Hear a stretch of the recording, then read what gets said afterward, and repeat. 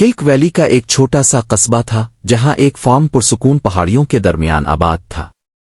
اس form میں ایک مرغی رہتی تھی جس کا نام کلک نورنس تھا۔ وہ باقی مرغیوں کی طرح ہی لگتا تھا، یا کم از کم سب کو یہی لگتا تھا۔ ایک دن جب کلک اپنے دانے چاگ رہا تھا تو اچانک ایک عجیب سا چمکتا ہوا شہاب ثاقب کھلیان میں جا گرا۔ ایک سبز روشنی کی لہر ہر طرف پھیل گئی اور کلک بے ہوش ہو گیا۔ جب کلک کو ہوش آیا تو سب کچھ بدلا ہوا محسوس ہوا۔ اس کے پروں میں ایک چمک تھی اور وہ دنیا کو ایک نئے انداز میں دیکھ سکتا تھا۔ لیکن سب سے بڑا حیرت انگیز انکشاف اس وقت ہوا جب اس نے اپنے پر پھڑپھڑائے۔ وہ الفاڑ سکتا تھا، اور صرف چھوٹے چھوٹے فاصلوں کے لیے نہیں جیسے عام مرغیاں، بلکہ اونچے آسمان میں جیسے کوئی سپر ہیرو۔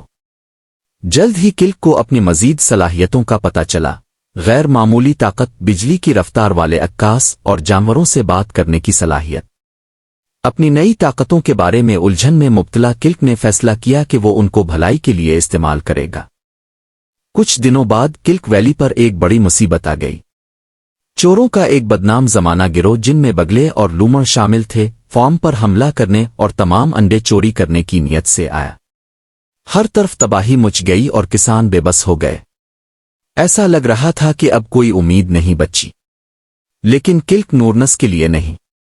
کلک نے فوراً ایک پرانا چکدار کمبل پکڑ کر ماسک اور لبادہ بنا لیا اور فضا میں پرواز کر کے ایک حقیقی ہیرو کی طرح الفابیر آیا۔ وہ ہوا میں بلند ہو کر چوروں پر حملہ آور ہوا، اپنی طاقتور چونچ اور مضبوط پنجوں سے ان کے منصوبے ناکام بنا دیے۔ کلک نے چوروں کو ایک ایک کر کے شکست دی اور انہیں بھاگنے پر مجبور کر دیا۔ کلک ویلی کے مرغیاں اب محفوظ تھیں اور جلد ہی اس بہادر ہیرو کی کہانی ہر طرف پھیل گئی۔ جب بھی فارم کو خطرہ لاحق ہوتا کلک نورنس فوراً نمودار ہوتا، اپنے جھنڈ کا بے خوف محافظ۔